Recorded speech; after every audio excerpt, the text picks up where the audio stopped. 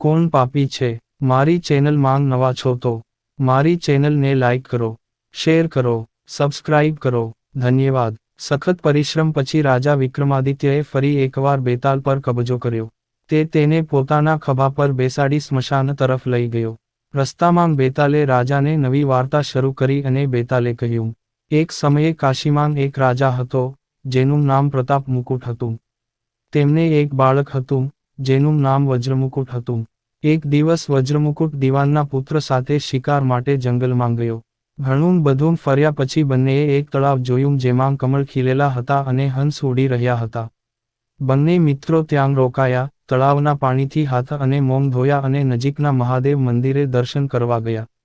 બંનેએ મંદિરની બહાર પોતાના ઘોડા બાંધ્યા.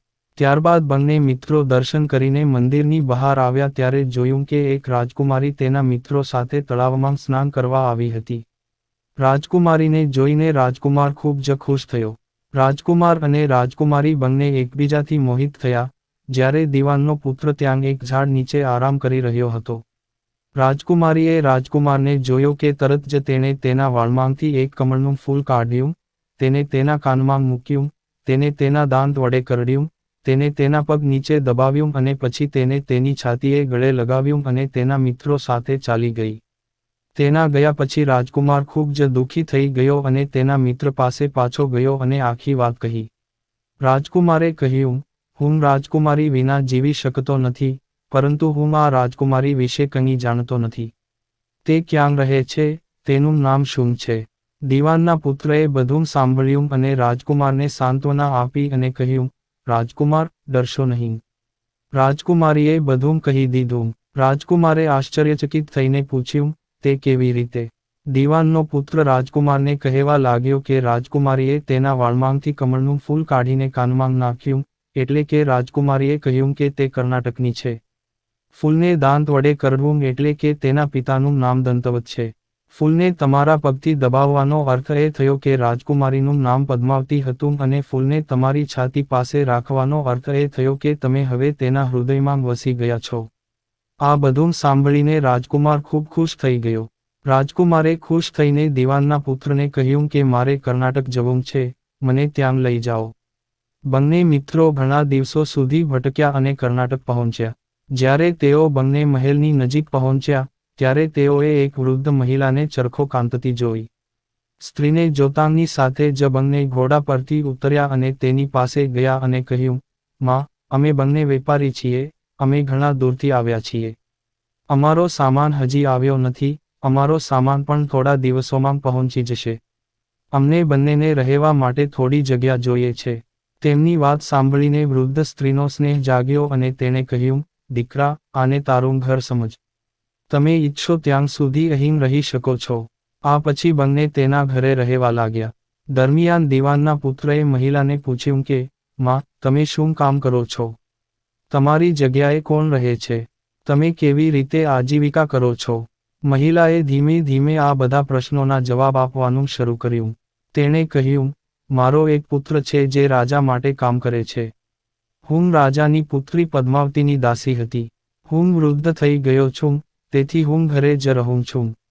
રાજા અમને ભોજન આપે છે અને હું દિવસમાં એકવાર રાજકુમારીને મળવા જાઉં છું.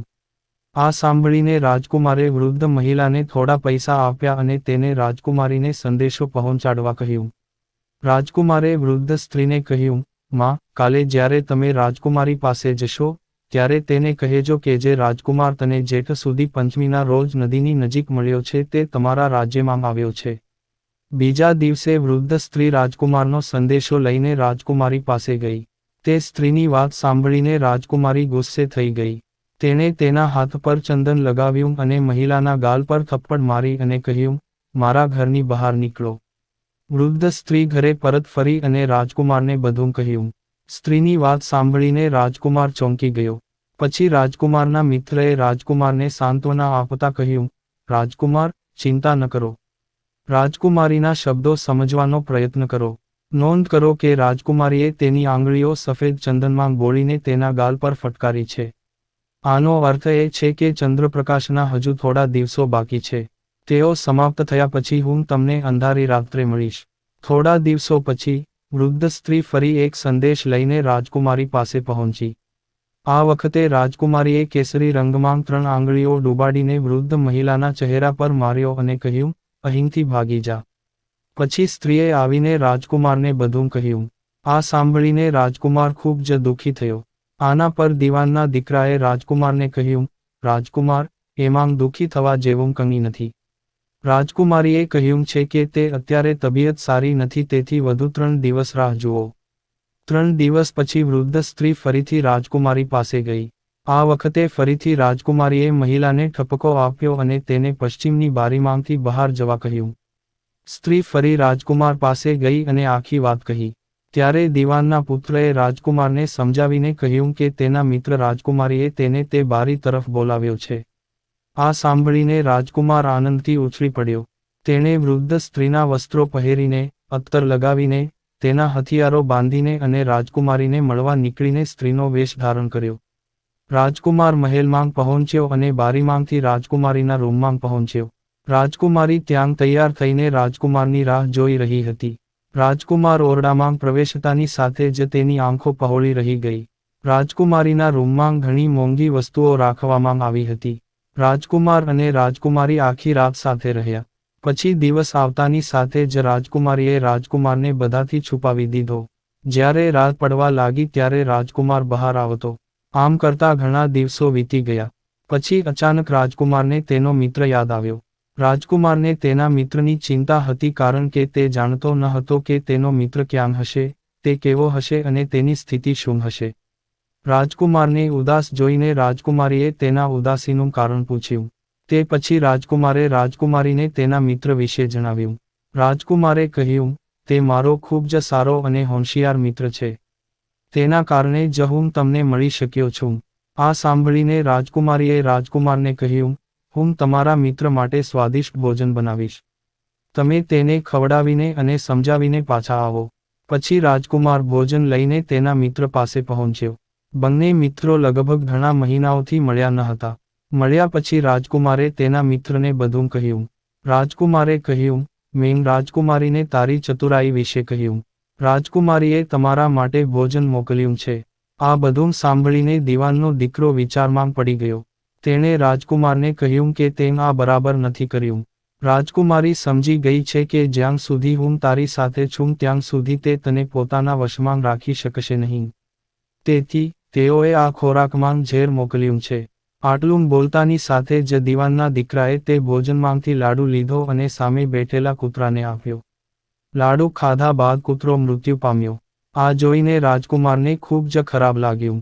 તેણે કહ્યું કે ભગવાન આવી સ્ત્રીથી આપની રક્ષા કરે. હવે હું એ રાજકુમારી પાસે નહીં જાઉં. દીવાનના પુત્રએ રાજકુમારને કહ્યું, ના, હવે આપણે કોઈ યુક્તિ શોધી કાઢવી જોઈએ જેથી કરીને આપણે તેને અમારા ઘરે લઈ જઈ શકીએ. આજે રાત્રે તમે ત્યાં જાઓ અને જ્યારે રાજકુમારી સૂતી હોય ત્યારે તેની ડાબી જાંઘ પર ત્રિશૂળનું નિશાન બનાવો. પછી તેના ઘરેણાં લઈ આવો. રાજકુમારે તેના મિત્રની વાત સાંભળી અને તેણે કહ્યું તેમ કર્યું. પછી દીવાનના પુત્રએ યોગીનો વેશ ધારણ કર્યો. તેણે રાજકુમારને આ ઝવેરાત બજારમાં વેચવા કહ્યું. જો કોઈ તેને પકડે તો તેને કહો કે મારા ગુરુ પાસે જઈને મારી પાસે લઈ આવ. રાજકુમાર ઝવેરાતને મહેલની નજીક એક સુવર્ણકાર પાસે લઈ ગયો. સુવર્ણકારે દાગીના જોતાની સાથે જ ઓળખી લીધા અને રાજકુમારને પોલીસ સ્ટેશન લઈ ગયા. જ્યારે કોટવાલે રાજકુમારને પ્રશ્નો પૂછ્યા ત્યારે રાજકુમારે કહ્યું, મારા ગુરુજીએ મને આ ઝવેરાત આપ્યા છે. આ સાંભળીને કોટવાલ ગુરુ એટલે કે દીવાનના પુત્રને પણ પકડીને રાજાના દરબારમાં લઈ ગયો. રાજાએ પૂછ્યું, યોગી મહારાજ, તમે આ કિંમતી ઝવેરાત ક્યાંથી લાવ્યા? દીવાનના પુત્રે યોગીનો વેશ ધારણ કર્યો, કહ્યું, મહારાજા, કાલી ચૌદસના દિવસે હું સ્મશાનમાં ડાકીની મંત્રનો ગ્રહણ કરી રહ્યો હતો ત્યારે ડાકીની મારી સામે આવી. મેં તેના ઘરેણાં ઉતાર્યા અને તેની ડાબી જાંઘ પર ત્રિશૂળનું નિશાન બનાવ્યું. આ સાંભળીને રાજા મહેલમાં ગયા અને રાણીને પદ્માવતીની ડાબી જાંઘ તપાસવા કહ્યું કે રાજકુમારીની જાંઘ પર ત્રિશૂળની છાપ છે કે નહીં. રાજાની વાત સાંભળતા જ રાણીએ જોયું કે રાજકુમારીની ડાબી જાંઘ પર ખરેખર ત્રિશૂળનું નિશાન હતું. આ જાણીને રાજાને ખૂબ દુઃખ થયું. ત્યારે રાજા યોગીની પાસે ગયા અને કહ્યું, યોગી, મને કહો કે શાસ્ત્રોમાં ખરાબ સ્ત્રીઓની શું સજા છે? યોગીએ જવાબ આપ્યો, જો કોઈ બ્રાહ્મણ, રાજા, ગાય, સ્ત્રી, પુરુષ કે તેના રાજ્યમાં રહેનાર કોઈ પણ ખરાબ કામ કરે છે તો તેને રાજ્યમાંથી કાઢી મૂકવો જોઈએ. આ સાંભળીને રાજાએ પદ્માવતીને વનમાં મોકલી દીધી. રાજકુમાર અને દિવાનનો દીકરો તકની રાહ જોતા ત્યાં બેઠા હતા. રાજકુમારીને એકલી શોધીને બંને તેને પોતાના શહેરમાં લઈ આવ્યા અને સુખેથી રહેવા લાગ્યા. વાર્તા પૂરી થઈ અને દર વખતની જેમ બેતાલે ફરી એકવાર વિક્રમને પૂછ્યું, તો રાજન, મને કહો કે આ વાર્તામાં પાપી કોણ છે? મને જલ્દી કહો રાજન, નહીં તો હું તારા માથાના ટુકડા કરી નાખીશ.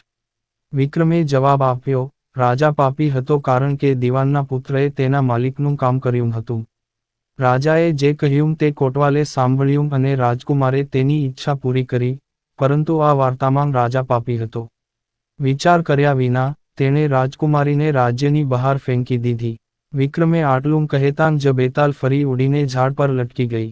વાર્તામાંથી બોધ: નિર્ણયો હંમેશા બુદ્ધિમત્તાનો ઉપયોગ કરીને લેવા જોઈએ, નહીં તો કોઈ પણ વ્યક્તિને ગેરમાર્ગે દોરી શકે છે અને કંઈ પણ કરવા માટે દબાણ કરી શકે છે. પૂરી વાર્તા સાંભળવા માટે ધન્યવાદ.